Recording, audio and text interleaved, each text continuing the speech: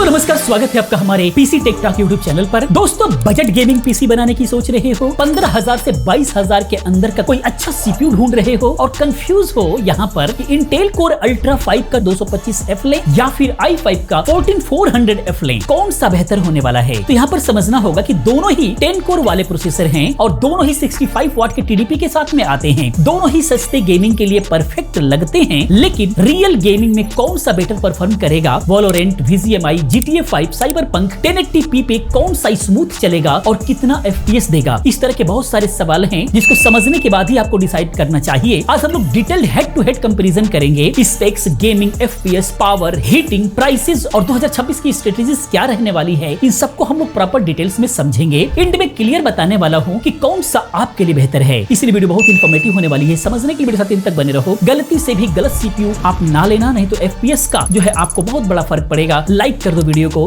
क्योंकि इस तरह की तमाम वीडियोस हम लोग लेकर के आते रहते हैं। सभी का प्रैक्टिकल वीडियो देखना है, पीसी बिल्ड देखना है तो बाबा टेक रिव्यू चैनल पर जाओ, वहां पर एक से एक वीडियोस हम लोग लगातार दे रहे हैं। तो आइए दोस्तों समझते हैं, पहले समझते हैं दोनों सीपीयूज को सिंपल भाषा में। पहले स्पेक्स के बारे में समझते हैं। पहले समझते हैं इंटेल कोर अल्ट्रा 5 225F के बारे में। तो ये 10 कोर के साथ में आता है, 6 परफॉर्मेंस कोर होता है और 4 इफिशिएंसी कोर होता है। थ्रेड्स 10 होते हैं इसके अंदर। स्पीड की बात करें तो परफॉर्मेंस टर्बो बूस्ट में जो है 4.9 गीगाहर्ट्ज जाता है और इफिशिएंसी कोर में टर्बो बूस्ट में जो है 4.4 गीगाहर्ट्ज तक जाता है। 20 MB स्मार्ट कैच के साथ में आता है, 65 वाट की टीडीपी है, नॉर्मल में मैक्स में 121 वाट तक जाता है। सॉकेट LGA 1851 है, नया है, बिल्कुल भी लेटेस्ट है इंटेल का। स्पेशली इसके अंदर इंटीग्रेटेड जीपीयू नहीं होता है क्योंकि ये F सीरीज के दोनों ही प्रोसेसर हैं। न्यू एरो लैक आर्किटेक्चर पर बेस्ड हैं, तो दोनों को ही डिस्प्ले लेने के लिए आपको ग्राफिक कार्ड यूज करना ही पड़ेगा। तो अगर आप ऐसा पीसी बिल्ड कर रहे हैं जिसके अंदर आपको ग्राफिक कार्ड लगाना ही है, तो आपका यहाँ पर पैसा बचेगा और ये प्रोसेसर सही रहेंगे। अब हम बात करते हैं इंटेल कोर i5 14400F की, तो ये भी 10 कोर का प्रोसेसर है और इसके अंदर भी 6 परफॉर्मेंस कोर और 4 जो इफिशिएंसी कोर होता है, लेकिन यहाँ पर थ्रेड्स आपको बढ़ जा रहा है, 16 थ्रेड्स के साथ में आता है। स्पीड की बात करें तो परफॉर्मेंस कोर का टर्बो बूस्ट 4.7 गीगाहर्ट्ज तक जाता है और इफिशिएंसी कोर जो है 3.5 गीगाहर्ट्ज तक जाता है। 20 MB स्मार्ट कैच इसके अंदर भी मिलता है, 65 वाट की टीडीपी इसके अंदर भी है, मैक्स में 148 वाट तक जाता है, थोड़ा सा पावर ज्यादा दिखाएगा। सॉकेट की बात करें तो LGA 1700 पर यह है, थोड़ा सा एक जनरेशन पीछे वाला है। ये दोनों के अंदर 10 कोर है, लेकिन i5 14400F के अंदर 16 थ्रेड है, इसीलिए मल्टीटास्किंग और कुछ गेम्स के अंदर इसका परफॉर्मेंस आपको बेटर देखने को मिलता है। इंटेल कोर अल्ट्रा 5 225F जो है हायर क्लॉक की स्पीड और नई टेक्नोलॉजी की वजह से सिंगल कोर टास्क में ये तेज आपको लगता है और कम हीट होता है, ये भी थोड़ा सा आपको देखना पड़ेगा। बाकी कुछ खास पॉइंट्स की अगर हम लोग बात करें, अल्ट्रा 5 225F जैसे नई स्मार्ट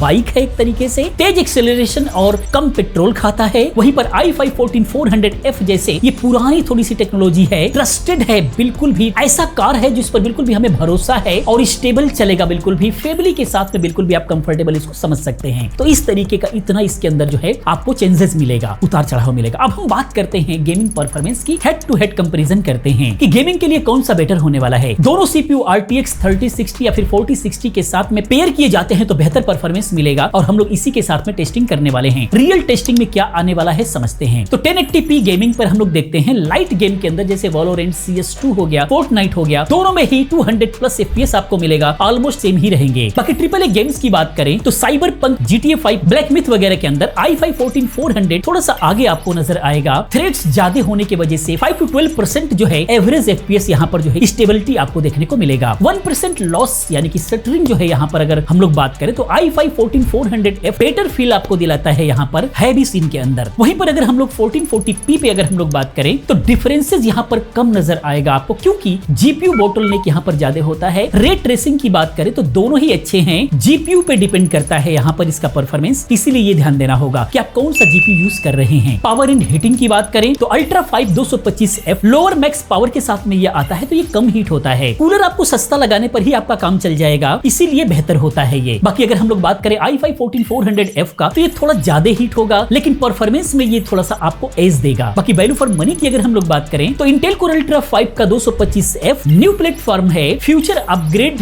बेटर रहने वाला है क्योंकि ये बिल्कुल भी लेटेस्ट है, लेटेस्ट आर्किटेक्चर है, लेटेस्ट मदरबोर्ड है, तो आने वाले कुछ सालों के लिए भी बेहतर होने वाला है, आप इसको अपग्रेड करते हुए चले जाएंगे। वहीं पर i5 14400F की बात करें तो ये ओल्डर प्लेटफॉर्म है, एक जनरेशन ओल्डर है, ज्यादा नहीं है, तो मदरबोर्ड और ओवरऑल बिल्ड जो है आपको सस्ता देखने को मिलेगा। इसका मदरबोर्ड भी आपको सस्ता मिलेगा, बाकी सारी चीजें आपको थोड़ी सी सस्ती पड़ सकती हैं। एक एग्जांपल की बात करें तो एक दोस्त ने अल्ट्रा 5 i5-225F लिया, पीसी कूल और साइलेंट रहता है बिल्कुल भी। दूसरे ने i5-14400F लिया, थोड़ा गर्म होता है लेकिन हैवी गेम्स के अंदर एक्स्ट्रा 8 से 15 FPS ज्यादा बढ़ करके मिलता है। तो यहाँ पर नुकसान और फायदा दोनों अलग अलग है, आपकी रिक्वायरमेंट क्या हो रही है उसके अकॉर्डिंग आपको थोड़ा सा समझना होगा। बाकी बजट बिल्ड और अदर फैक्टर्स की बात करें तो बजट गेमिंग बिल्ड में दोनों के साथ क्या जरूरी है ये सारी चीजें जानना जरूरी है। रैम की यहाँ पर अगर हम लोग बात करें तो मिनिमम 16 GB जरूर होना चाहिए, बेटर तो 32 GB होगा। अगर हैवी गेमिंग करते हैं, वीडियो एडिटिंग करते हैं तो 22 से 25 GB आज के रेट में डिमांड हो गया है, इसीलिए 32 GB पर बेहतर काम करता है। बाकी DDR5 प्लेटफॉर्म ही रखें, अल्ट्रा 5 तो DDR5 पर ही चलेगा और i5-14400 इस पे दोनों ही प्लेटफॉर्म आपको मिल जाएंगे, DDR4 या फिर DDR5। तो ये आपके बजट पे डिपेंड करता है। मदरबोर्ड की बात करें तो अल्ट्रा 5 के लिए जो मदरबोर्ड है अभी ये 1851 सॉकेट के साथ में आता है तो थोड़ा महंगा पड़ता है। वहीं पर i5-14400F की बात करें तो B760 बोर्ड आप ले सकते हैं, बेहतर के लिए सस्ता मिल जाएगा। बाकी कूलर की बात करें तो अल्ट्रा 5 कम हीट होता है तो स्टॉक कूलर से ही काम चल जाएगा आपका। बाकी अगर लगाना चाहते हैं तो थोड़ा कोई सस्ता सा आप कूलर लगा सकते हैं, लेकिन वहीं पर i5-14400 के लिए थोड़ा सा बेटर कूलर लेना पड़ेगा अगर हैवी वर्क कर रहे हैं तो। फ्यूचर प्रूफिंग की बात करें तो अल्ट्रा 5 न्यू सॉकेट के साथ में ये आता है, अगले सीपीयूज अपग्रेड इजिली आपको हो जाएंगे। i5-14400F प्लेटफॉर्म पुराना है तो सस्ता ये बिल्ड हो जाएगा। और फ्यूचर प्रूफ की बात करें तो ये लास्ट ही है, i5 से i7 कर सकते हैं, अगले जनरेशन में नहीं जा सकते, इसका अपग्रेडेशन यहीं तक लास्ट रहेगा। ओवरऑल बजट की बात करें तो i5-14400F वाला बिल्ड थोड़ा सा सस्ता पड़ सकता है। अल्ट्रा 5 225F जो है इफिशियंट है और मॉडर्न फील आपको देगा तो ये थोड़ा सा महंगा पड़ सकता है। बेस्ट पॉइंट की बात करें तो अल्ट्रा 5 फ्यूचर के लिए स्मार्ट इन्वेस्टमेंट है और i5-14400F जो है अभी के लिए पैसा वसूल होने वाला है। अब आप लोग कहेंगे कि आपका फाइनल रिकमेंडेशन क्या रहेगा, तो आइए हम बताते हैं। तो दोस्तों फाइनल डिसीजन की बात करें 2026 बजट गेमिंग के लिए तो i5-14400F लो। अगर अभी मैक्सिमम FPS चाहिए और वैल्यू चाहिए तो बेहतरीन होने वाला है। बजट टाइट है, ओल्डर प्लेटफॉर्म है तो सस्ता ये बिल्ड हो जाएगा। हैवी गेमिंग में आपको थोड़ा सा एज देखने को यहाँ पर मिलेगा। अल्ट्रा 5 225F लो। अगर कम हीट चाहिए, इफिशिएंट बिल्ड चाहिए, फ्यूचर अपग्रेड्स के लिए रेडी चाहिए तो ये बेहतर होने वाला है। साइलेंट पीसी चाहिए तो भी ये काफी अच्छा रहने वाला है। मेरा सजेशन क्या होगा तो पूरे बजट गेमिंग के लिए अगर हम लोग बात करें तो i5-14400 अभी जो है बेटर वैल्यू देने वाला है गेमिंग के लिए। अगर थोड़ा एक्स्ट्रा पैसा है आपके पास में और मॉडर्न प्लेटफॉर्म चाहिए, नया आर्किटेक्चर चाहिए तो अल्ट्रा 5 225F ले लो, बहुत अच्छा रहने वाला है। आपका बजट कितना है, 1080p खेलते हो या फिर जो है 1440p पे खेलते हो, कमेंट में बताओ, मैं बेस्ट सजेशन देने की कोशिश करूंगा। और वीडियो कैसा लगा, वीडियो पसंद आया है तो प्लीज वीडियो को लाइक कर दिया करें और शेयर भी किया करें ताकि सभी दोस्तों को ये पता लग सके। पहली बार चैनल पर है तो चैनल को सब्सक्राइब करें क्योंकि इस तरह की तमाम वीडियोस मैं लेकर के आता रहता हूं। मिलते अगले वीडियो में किसी और अच्छी इन्फॉर्मेटिव वीडियो के साथ में। पूरी वीडियो देखने के लिए, चैनल को सब्सक्राइब करने के लिए आप सभी का बहुत बहुत धन्यवाद।